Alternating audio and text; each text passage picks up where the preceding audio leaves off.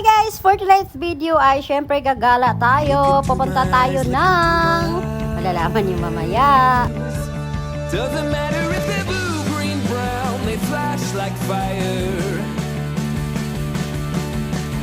Colors of the earth. Ayan, natatanaw niyo na ba yan? May idea na siguro kayo kung saan tayo pupunta ngayong gabi. Yan o.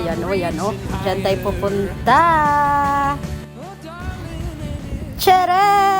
Malapit na tayo. Ayan, ang ganda ng kanilang pa-Christmas light effects kinimerot. At dito na tayo guys sa entrance. So, welcome sa Quezon Memorial Circle. So, pagkapasok pala natin sa gate, maniningil sila ng 5 pesos. So, diba? Sulit na sulit. Ayan. For parking po yan, guys. So, ayan. Nagbayad lang kami ng 5 pesos tapos dumidire-diretso na kami. Naghahanap na kami ng kung saan kami makapwesto. To my voice, listen to my voice. Charan! Ito na pala guys. Nandito na tayo sa loob. Iyon pala ay libingan ni. Diyan nakalibing si Quezon. So, may pa-event sila tonight. Ayan. Body Spirit basta.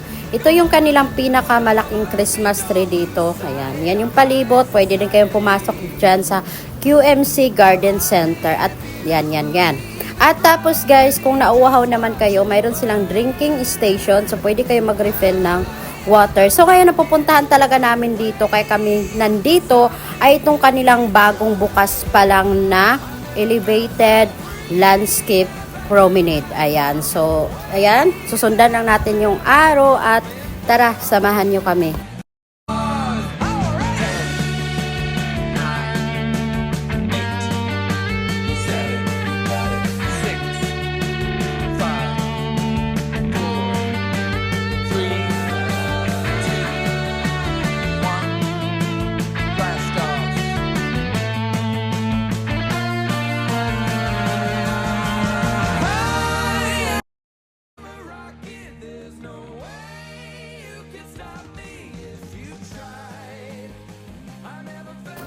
At nandito na nga tayo sa pinakatuktok. So, elevated talaga siya. Actually, guys, footbridge lang ang dating niya. Kaso, dati kasi, pag tatawid ka sa kabila, dadaan ka sa underpass. So, damang-dama mo yung pagod pag akyat. Dito, hindi mo siya maramdaman kasi yung dadaanan mo parang pa-spiral yung kanyang atake. Ayan, Visayas Avenue po yan.